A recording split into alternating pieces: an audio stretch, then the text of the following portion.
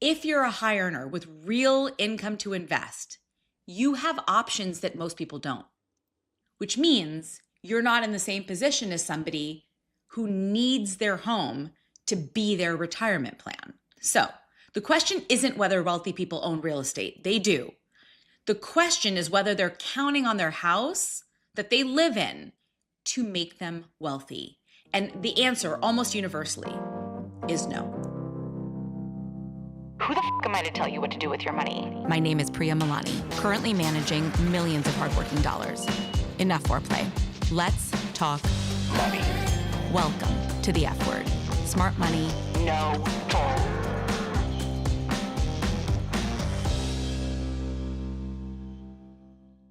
Hey guys, welcome to the F word. If you're a high earner in your 30s, I'm going to make the case today that buying a home is probably not the smartest financial move that you can make right now. I know that's not what you've been told. It's not even what your parents think, and it might not even be what your financial advisor thinks. But stay with me because the math is a lot less obvious than the cultural narrative has led us to believe. We've all grown up with the same script. Buy a home as soon as you can. It's the responsible choice. It's how you build wealth. Renting is just throwing money away. That narrative has been repeated so many times, it feels like law. It's not. It's advice that made a lot of sense for a different generation in a different rate environment with different investment options on the table. Applying it blindly to your situation, your income, your goals is exactly the kind of unexamined decision that I want to help you avoid. Today, we're talking about what buying a home actually costs, why wealthy people think about their primary residence completely differently from the rest of us, and what question you should actually be asking before you even pull up Zillow on your computer. At the very least, you'll go in prepared. So let's get into it. Earlier this week, my sister took a bath, which sounds like the most unremarkable sentence in the world until her husband walked into the bathroom a few minutes later to tell her the ceiling was leaking. Not dripping, leaking. Water was coming through the ceiling of the room below the bathroom, which happens to be their living room. Did I mention her daughter's 4th birthday party was scheduled for a few days later? Anyway, the tub wasn't overfilled. It wasn't the kids splashing water everywhere. There was no obvious thing that she did wrong. The plumbing just failed. Now, for you OG listeners to the F word, you'll know that this is the second major plumbing issue that they've had since moving in less than a year ago. I think that's what makes this particularly painful. The first one was a sewage line that backed up through the toilet onto the bathroom floor, the entire basement, in fact, which, if you haven't had that experience, is exactly as awful as it sounds. So in under 12 months of owning this home, they've dealt with 2 significant plumbing disasters, 2 rounds of contractors, 2 rounds of repair bills, 2 rounds of the kind of stress that comes with something going wrong in your own home and realizing that it's entirely your problem to fix. Keep in mind that they thought, rightly so, that they could avoid the standard warnings by buying the contractor's home, the one he planned to move his family into. This was a home built by the contractor for himself, and there were still shoddy decisions made. So they're 1 year into their home, and they've shelled out around $5,000 for plumbing issues on a brand new build. Every time I hear a story like this, and I hear them more than you think, I keep coming back to the same question. Why don't we talk about this part more? So let's talk about the story that we were sold. Most of us got the same financial wisdom growing up. Buy a home as soon as you can. Build equity, stop throwing money away on rent. A house is the best investment you'll ever make. As I said, that narrative has been repeated so many times, it's basically cultural law. Your parents believe it, your coworkers believe it, and honestly, for a long time, the math kind of backed it up. Home values appreciated, mortgage rates were low, and building equity felt like a reliable path to wealth. But here's the thing. Buying a home isn't just a lifestyle milestone. It's one of the largest capital allocation decisions you'll ever make. And when you look at it through that lens, the conversation just gets a little bit more interesting and a lot more complicated because buying a home doesn't just mean you own something. It means you've made a very specific choice about where a significant amount of your money is going for you to live. And that choice comes with costs that most people severely underestimate. So, next, I want to talk about the costs that don't show up in the mortgage calculator. When people run numbers on buying a home, they usually focus on two things: the down payment and the mortgage payment. That's where the math tends to stop. But owning a home costs a lot more than that. You've got property taxes, homeowners insurance, HOA fees if you have them, furnishing the place, and then there's maintenance, the category that tends to catch most people off guard. There's a rule of thumb in personal finance that homeowners should set aside roughly 1 to 2% of the home's value per year for maintenance and repairs, even if they come down the line. Now, on an $800,000 home, that's $8,000 to $16,000 annually just to keep the place functional. Some years it'll be less. Some years, the years your sewage line fails or your ceiling starts leaking or your HVAC dies in August, that happened to me, it'll be significantly more. And here's the thing about those repairs. They don't wait. They don't check in to see whether or not you're having a tight month or whether you just paid for a big vacation.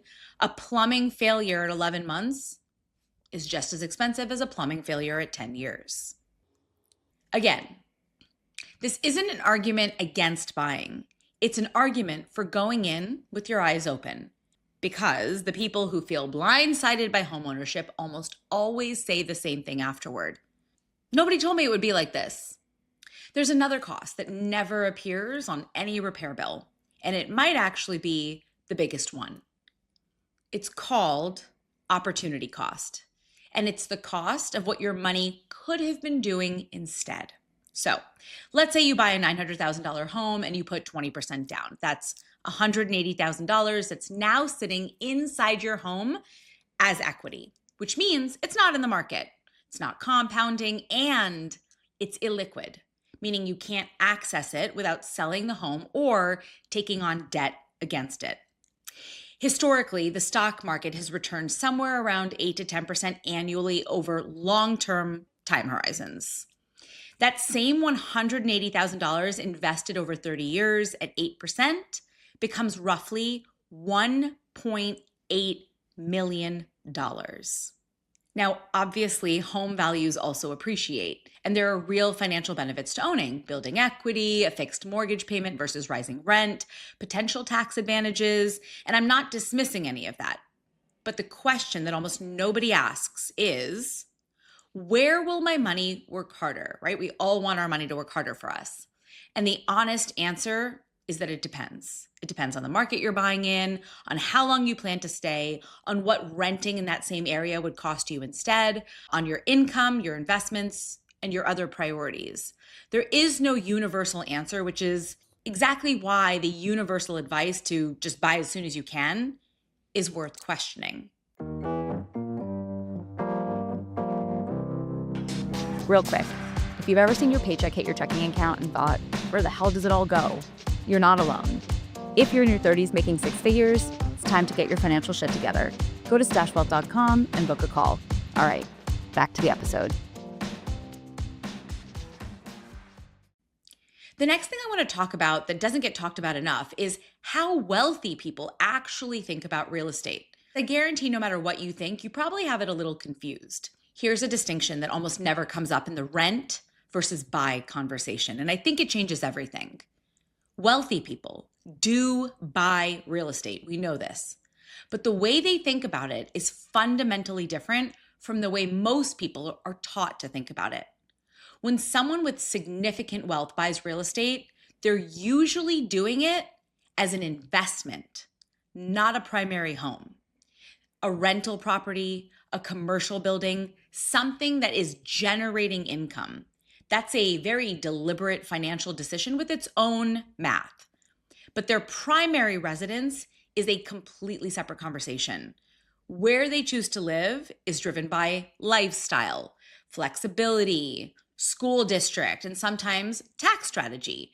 But it's not the cornerstone of their wealth building plan. I'm going to say that again. For most wealthy people, buying a primary residence is not the cornerstone of their wealth building plan.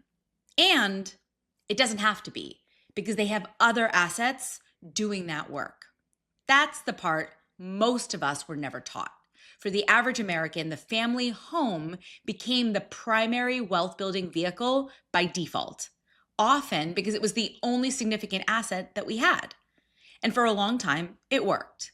But if you're a high earner with real income to invest, you have options that most people don't, which means you're not in the same position as somebody who needs their home to be their retirement plan. So the question isn't whether wealthy people own real estate. They do. The question is whether they're counting on their house that they live in to make them wealthy. And the answer, almost universally, is no. Okay, now let's talk about when buying does make sense, because it absolutely can.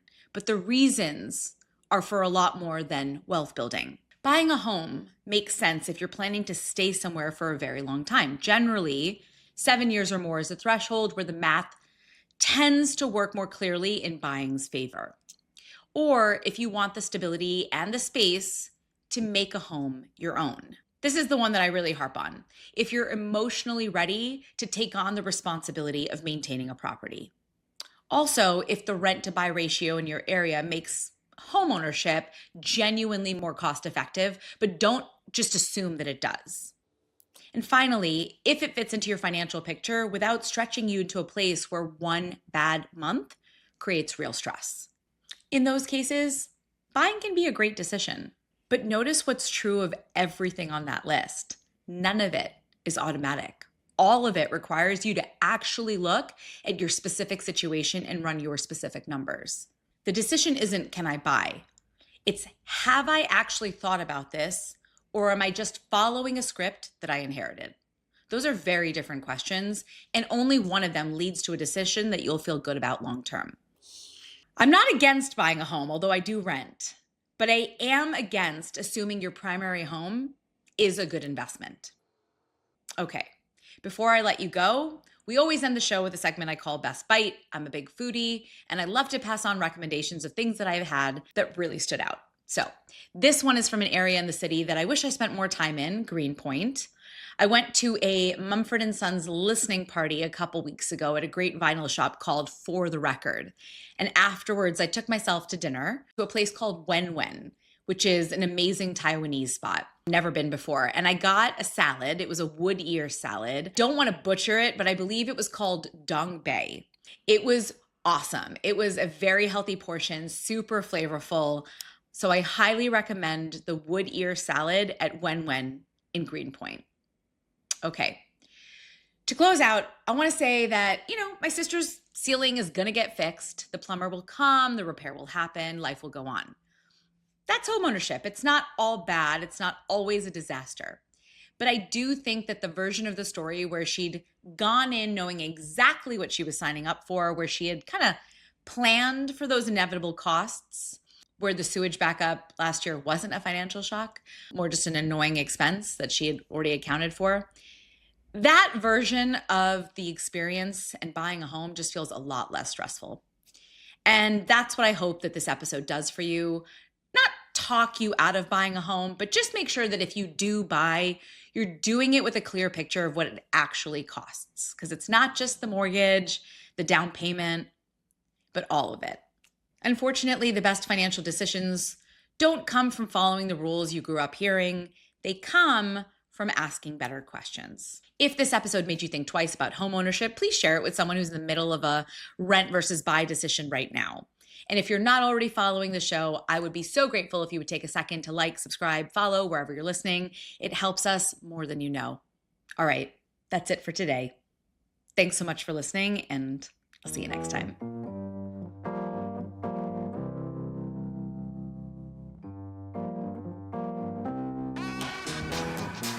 Thanks for listening to The F Word with Priya Malani. If you like what you heard, hit subscribe wherever you're listening and leave us a review while you're at it. We're approval junkies. Don't forget, you can find a ton of great resources, content, courses, and other freebies at stashwealth.com. Now, for the capital S stuff our lawyers want us to say. StashWealth is a registered investment advisor. Content presented is for informational and educational purposes only and is not intended to make an offer or solicitation for any specific securities product, service, or strategy. Consult with a qualified investment advisor, that's us, before implementing any strategy. Investing involves risk, including the loss of principal. Past performance does not guarantee future results. There, we said it.